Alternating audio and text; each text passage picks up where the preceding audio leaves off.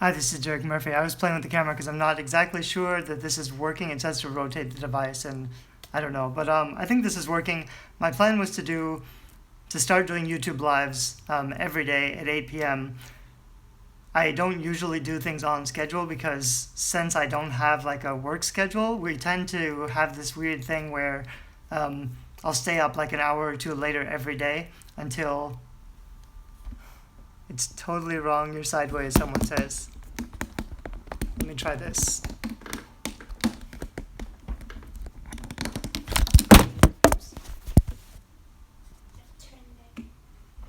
I'll just hold it. How's this? Is this better? I did this the other night, and it was working fine the way I had it. So I'm not exactly sure. But what this video is about is whether or not you need an author website. And it's kind of a funny question that people ask because everybody tells you that you do need an author website. They tell you it's really important for book marketing and for building an author platform. A lot of authors resist the idea of an author website because they don't see that it's providing results, and they ask, I think mainly like, yes, it's really expensive to start out and to design. They may feel like their author website's not very good, so they don't really want to send traffic to it, and they don't really know what the author website is for or what it's doing. Yeah, it's weird. It's in portrait now. I wonder if I went this way. No, it doesn't seem like. Before it worked horizontal. I don't know why it's not working now, but vertical will be fine for today anyway. I'm still pretty new at YouTube Live, but I think it's probably a good idea to start doing things at a certain time. I was saying before about my schedule that it changes all the time. So when I decide like I'm going to do something at 8 p.m. or if I'm going to try to schedule a podcast or something, it's usually difficult because then I won't sleep the night before and I'll be up for 24 hours and then I'll be kind of spazzy on the video, but that's okay. The first time we'll kind of just figure some things out. So talking about author websites, people ask, do you need an author website because they don't want to have an author website? They don't want to spend any time thinking about it or designing it, or they don't know what to post on it. They don't want to be blogging. So they ask, do I need it? Because they believe that they don't. So they're hoping that the answer that I'll give them is, no, you don't really need it. Don't worry about it. Focus on other things. And that can be good advice to some authors because most authors aren't using their author website correctly, or they're not using it for anything. So if you're not getting natural traffic, organic traffic to your author website, then yes, your author website isn't doing you any good because you would have to be driving traffic to your website somehow. So you'd have to be advertising, you'd be on Facebook or Twitter or something, and you'd be finding people and sending them to your website, and you'd probably be losing conversions because you could just send them straight to Amazon and sell more books. So if you feel overwhelmed by your website, if you really hate the idea of doing it and you're looking for permission not to do it, that's fine. There are other ways to sell books. I have friends who don't really have an author website and they focus on Amazon. They sell a lot of books. The reason I like having an author website is because I build content that gets found in Google search. So when people are looking for things, they find my website naturally, organically, which means I get a couple hundred visitors a day on my new website for fiction, but I get probably 3,000 or 4,000 visitors a day on all my platforms. So that's 3,000 or 4,000 people who might like what I have to say. They may look at my books. They may sign up to my list. A lot of that stuff is on autopilot. So while I could be marketing or advertising or doing something else, my other website is doing the marketing for me. So it's kind of like a passive marketing technique. And the other thing that's really nice about the author website is that authors are worried that it takes a lot of time where they should be writing. So authors don't want to be spending time doing something that isn't providing results. And that's what they feel that an author website is not going to do anything. So they don't want to be wasting time. But the truth is you can set up an author website quickly in a couple weeks, and you can make a whole lot of valuable content that gets a lot of traffic for years and years to come. It takes maybe a month to set up. You want to make like 10 strong pieces of content around the keywords that people are actively searching for. Someone asked me today on Facebook, how to use keywords in blogging. That's really not a complicated thing. You have to know what your target readers are looking for, and you have to use those words in your blog titles and in your blog posts. So if I know, for example, I write a young adult time travel romance, I want to find all the people in the world who are looking for young adult time travel romances, and I want them to find my website. So I will write a blog post, the best young adult time travel romance books.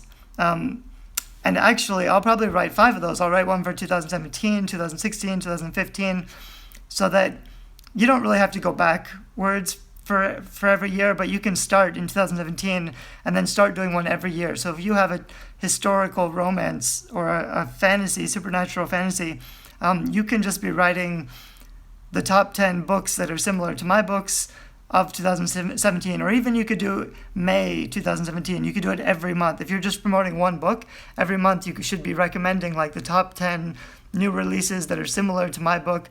That's a really good piece of content.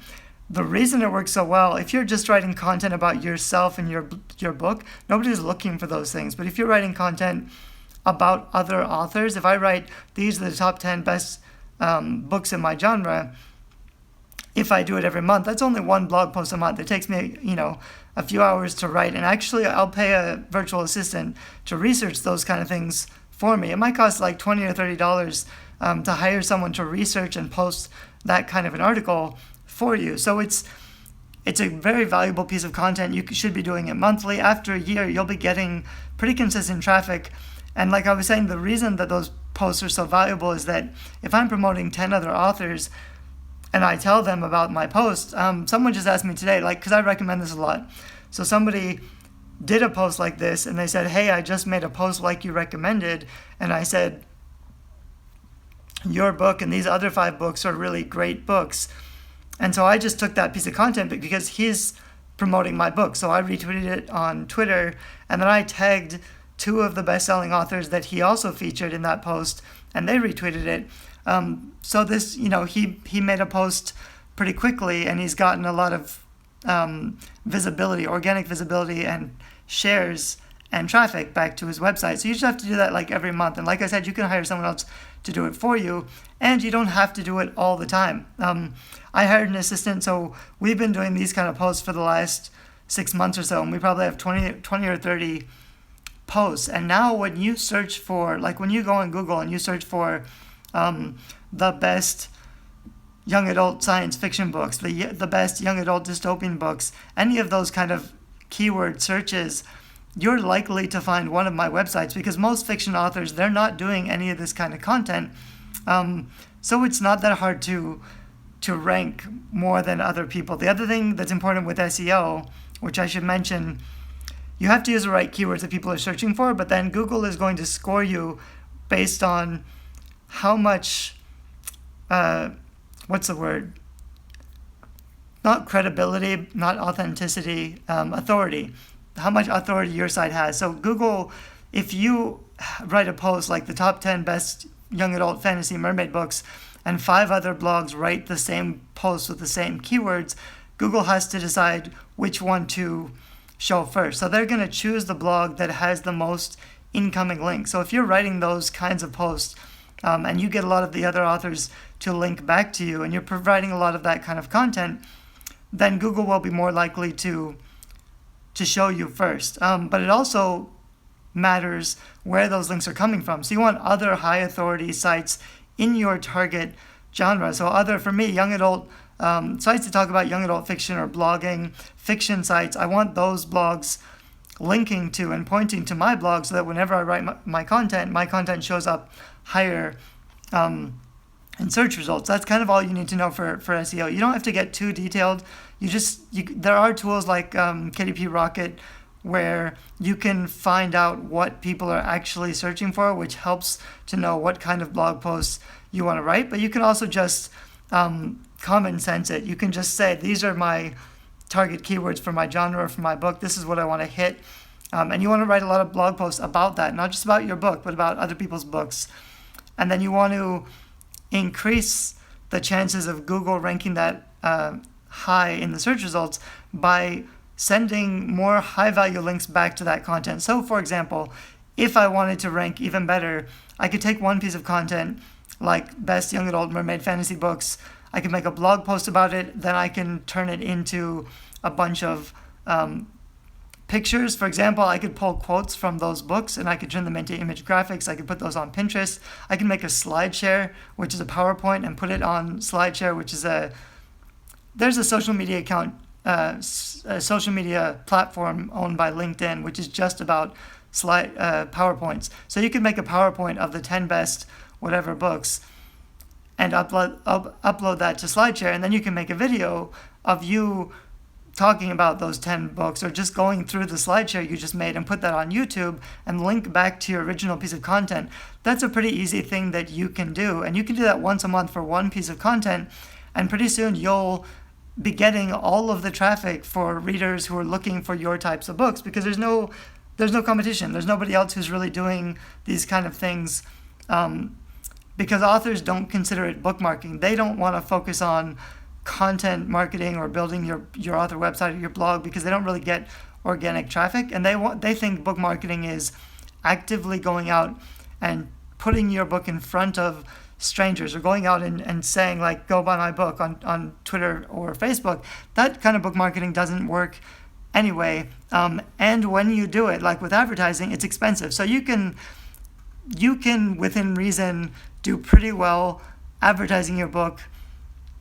Like, I'm going to probably do a case study soon where I I'll raise the price of all my books so that I can spend I can spend more money on advertising. So I think I'll be able to raise the price of my books and advertise harder and stay at about the same place but earn more money with my books. That's something I'm going to try to do, but it's risky and it costs a lot of money.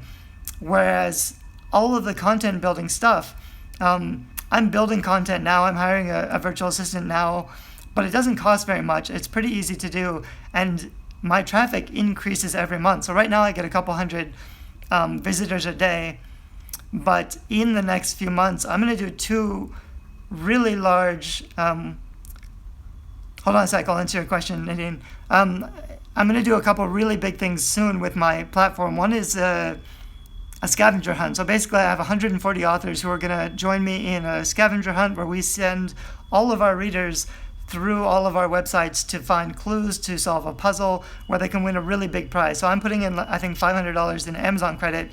Each of the 140 authors will give their own prize. So it'll be a really juicy thing for readers, and then we'll all promote it. So because I'm hosting a cross-promotional event like this, I'll get links from 140 other young adult sites back to my main platform, and I'll get a lot of shares on Twitter and Facebook and social media from readers as well, which is great. So that's one really big project. I'll only do that like once a year, but that's pretty huge. Like, that kind of platform is going to earn, or that kind of content is going to earn lots and lots of links and get a lot of visibility, and it's going to bring the right kind of traffic to my platform. So you can do those kind of monthly posts. I think it's a great idea to do like the best new releases in this genre, June 2017. I think if you do that every month, you're going to crush it, because authors aren't doing that yet. I'm not even doing that, and I'm pretty good at doing this kind of things. It's just I don't need to do it because I'm already ranking really well with what I'm doing. If it was a more competitive field, I would have to step up my game. But the nice thing about keyword and content marketing and natural visibility for fiction is that nobody's doing it yet, so there isn't really any competition. The other thing I'm going to do later in the year is a young adult book award. I usually don't recommend indie authors apply for book awards. Usually there's a fee, so you pay like $50 or $100 to enter book award contests run by, they get like thousands of authors to pay their $50, and they make $50,000, $100,000, and then they give out a few prizes. They might give out like 10,000 in prizes or something. But it's usually a for-profit business, and I want to have a free, not contest, kind of contest. Contest sounds like a giveaway. It's not that. It's a writing award. I want to let young adult writers send in their books to try to win an award, and the award would be judged by 10 of the biggest young adult blogs or booktubers, and then those bloggers or booktubers would feature the winners on their sites. That would be like the grand prize. That's something that's really nice for me to organize. It's a way for me to reach out to other big influencers in the young adult field to see if they want to be judges. I can organize it really well. I have a young adult platform of authors that's pretty big because I run the Young Adult Authors Alliance, so I can get it started and I can get a lot of visibility. And that's the kind of thing, like I can do it once a year and lots of people will share it, a lot of people will apply, they'll drive a lot of traffic. You want to be thinking of the kind of content that you can put on your site that you can start your own, Nadine. You can start your own for any genre. You could be, I mean, it's not easy to organize a book award or contest. That's a lot of work. I'm doing it because I could work for like 2 months on one big piece of content, like one big project, and that's going to bring me thousands and thousands of visitors a month for years to come. So it's like it's one big investment. But if you go big, the other thing, like instead of posting the 10 best books in your genre, you can do like 120 amazing, life-changing science fiction and fantasy books. I don't know if, I mean, the bigger you go and the better quality you build your posts. Like if you use, a lot of my posts, we'll use really nice image graphics. So we'll put like the book cover and then a picture of the author together and everything will look really nicely designed. The better you do your post, the more time you spend on it, the more shareable it's going to be. And most of those authors, if you do a big post like that, every day you could share one tweet linking to your big post and tagging one of those authors and saying, hey, I just featured you in this huge post. You're likely to get like 50% of those authors to retweet your post. So I would definitely focus on building. Someone asked earlier, how big a piece of content should you build? I'd spend more time building one really nice, really big, juicy piece of content rather than like a lot of small, shitty things. Because most people, they do clickbait. So they say like the top 10 best whatever, but the article's actually just crap. It's like a really bad list. A listicle is like an article that's actually just a list. A lot of them online are just really crappy content. So they get you there because they don't care why you're there. They just want you to click through and they earn advertising for everything you click on. You want people to like your content because you want people to like and trust you and know you. So you want people to see your content and share it and keep coming back. The other thing worth pointing out is that most people on social media share and retweet things without ever reading the article. So if you're writing an article like the top 25 best dystopian post-apocalyptic thrillers or something like that, if you give it a really nice title like 25, you need like big juicy adjectives like the 25 scariest post-apocalyptic survival stories for teens. I don't know, something like that. You can put that out with a really nice graphic and tag the authors who you featured, and a lot of those authors are just going to like it and retweet it and share it, even if they don't go and check out the article. So you do need to you need your titles for those articles to be really nice and catchy. You want to take some time and make it a really good piece. You want to really, something I don't like when I do those, I usually just pull a description from Amazon and maybe a few reviews and I put them all together and it looks pretty decent. Soon I'm going to do another huge project where I'll ask my young adult reader audience to send me pictures or send me the text of their favorite quotes from young adult literature. So I'm going to try to collect like the 1,000 greatest quotes of young adult literature, and I'll turn all of those into image graphics. I'll make lots of really big long article posts of the best quotes, like the best 25 quotes from time travel literature or whatever. I'll organize them a little bit. All of those posts are really visual, so I can make pictures of the quote with the author's book and the author's picture, and that can be one big image, which is a really shareable piece of content.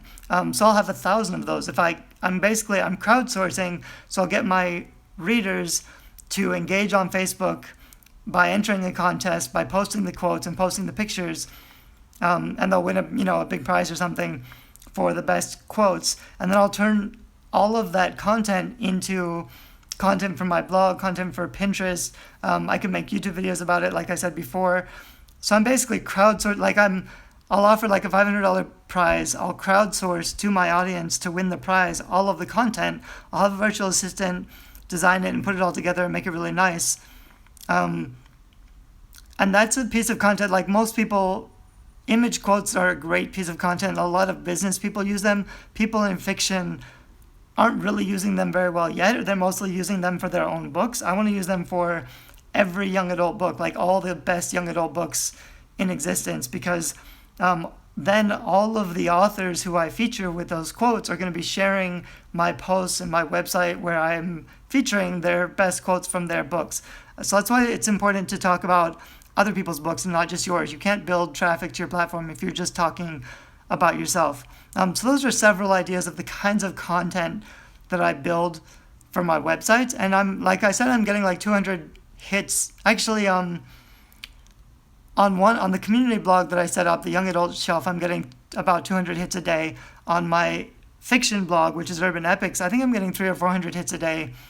And I'm barely putting content on that blog. I'm really not doing a great job of that yet. But by the end of the year, I think I could have 500 to 1,000 hits on both of those sites a day, which is like 20,000 visitors a month, 20 to 30,000 visitors a month, which could be, maybe 1,000 natural organic opt-ins on my email list or something. That's all done on autopilot. So rather than doing like list building giveaways like I had to do when I started, I had to build my platform and build my list by putting in the money and building giveaways and kind of doing a lot of advertising to reach people. Now that I have an email list, I can use it to develop content and also to get my content shares a lot faster, which brings in more traffic. So the great thing about having an author website is that it's cumulative. So all of the things that you do will get easier and easier with time. So I've only been doing this stuff for fiction for like a year. So in 3 years, when I've been at it for like 4 years, I'll get a lot of organic, natural traffic to my website without really doing anything. I won't have to continue doing this kind of thing to build organic traffic, because the longer the content is out online and the more links it has to it, the more links you have to your website, the more Google's going to start recommending you. So it gets easier and easier, which is why, like, when I hear people say, do I really need an author website? You don't need it, but it's free and it's the easiest way to market your books to more people without spending any money. I also hear a lot of people say, like, how do I market my books without spending any money? Or I need more visibility, I need to sell more books, but I don't have any budget for marketing or advertising, and I don't have an email list. What should I do? I do have videos on how to set up an author website. I'll link those down below. So people are always asking, like, I want to do marketing, but they usually say, I also don't have any time and I don't have any money. So then you're like, well, you have to either have time or money. You have to do something for marketing. So if you're not giving your time or your money to marketing, then the only other alternative is to put out perma-free books, which is something I do a lot because I don't like spending money on marketing. And I don't like wasting time, and I don't promote myself on social media. Someone else also asked on Facebook recently, like, something about how to not, that's a different question. How do you train yourself to write with an outline when you're a pantser at heart? That's another video I'll definitely talk about, and I've got a bunch of videos about that subject. And it's kind of the same issue. Like, when you ask questions, if you say I'm a pantser at heart, that means, like, this is the way I want to do it, and you don't really want to do it the other way. There are reasons. I think everyone has their natural strengths, and you want to do the things that you feel comfortable with, but those aren't necessarily the things that are going to sell books. You can't just give up everything else. You can't just say, I'm just going to focus on what I like and what I enjoy, and I'm just going to ignore all the rest of it.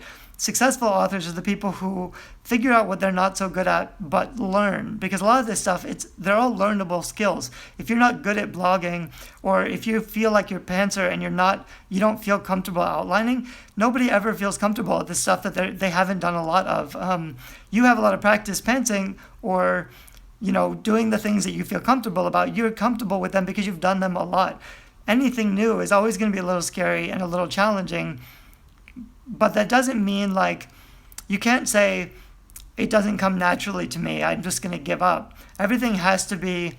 I agree with Amber. For me, I couldn't finish books until I figured out outlining and plotting. So I started a lot of stuff. I never finished a project. I never published anything for like 10 years. And then I figured out plotting. I plot really tightly now. And I'm making a lot of money on Kindle because I'm plotting the kinds of books that are going to sell. Going back to my point, because this is the question about free or giving your book away for free. If you don't have any money to spend on marketing or advertising, and if you don't have any time to build content, then you have to give your books away for free, because that's the only other way to reach your readers without doing anything.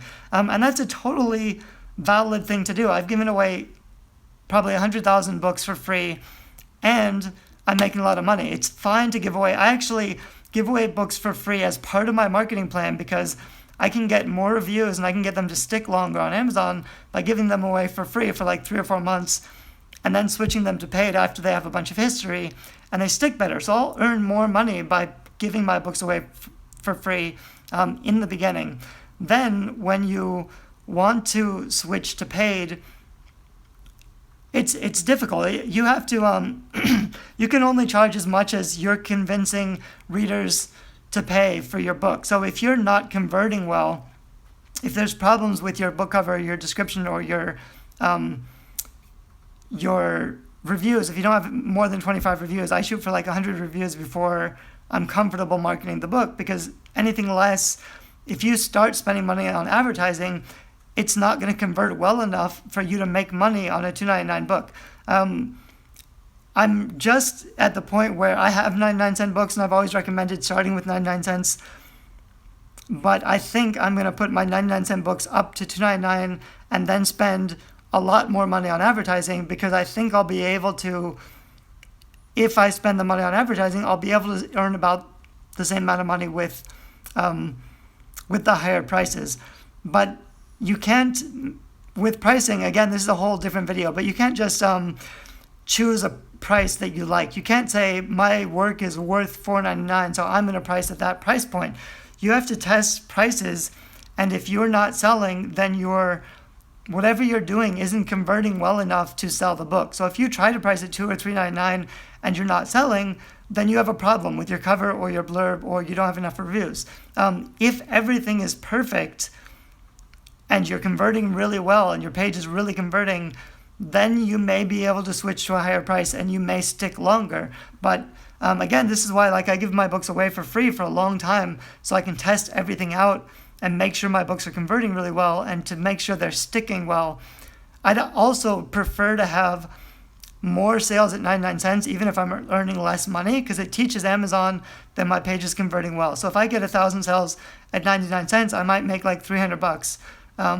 But it's 1,000 sales, which will keep my book sticky for a long time. Whereas if I sold 200 or 300 copies at $2 or $3.99, I might make more money, but that's much fewer copies. My rank won't be as good. I won't get as much visibility, and that's really important, especially when you're starting out.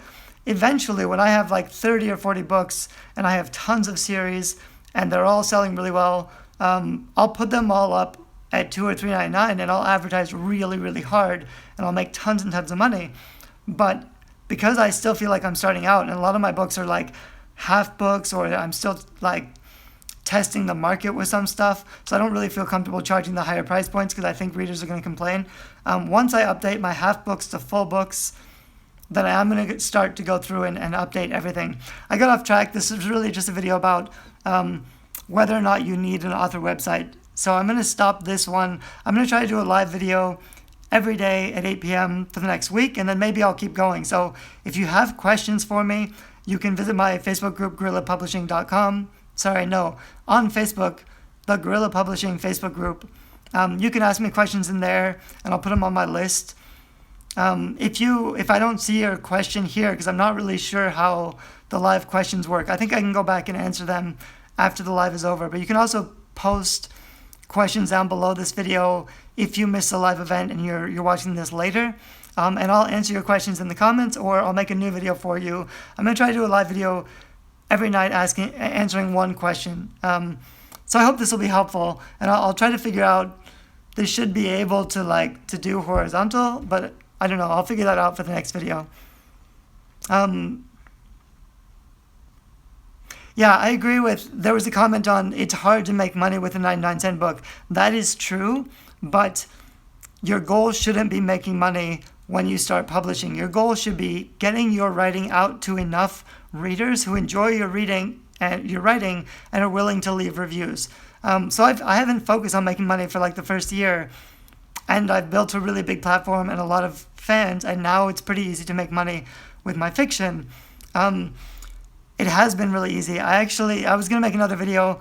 I got notified that I may be getting kicked out of Kindle Unlimited because I made a mistake, which sucks, and I might lose lots and lots of money this year because of that. So I'm kind of waiting to hear the final word on that. If that happens, I'll change my whole marketing strategy for the next year and do something different. I'll make videos about why I'm doing that and what I'm doing. It is hard to make money with 99-cent books, but it's easier to reach readers with 99-cent books, and it's more important to reach readers than to make money. If you don't have money for book covers and editing and publishing and everything like that, yes, that's a problem, but you shouldn't expect your readers to fund your publishing. You should expect your readers to pay for a high-quality, polished product. It's up to you to fund your publishing. I'll make another video soon about whether or not you should use Patreon or Kickstarter to fund your publishing, because that's another important topic. So I'm going to make another video soon, sometime this week, I think, just about that. So thanks if you're watching this. I hope this is kind of helpful. I hope I'll improve as I get better at doing these live videos, and it should be more. I'm holding this by hand right now, but I have a stand for it, so I'll figure that out for the next video. Thanks a lot. Let me know if you have any questions.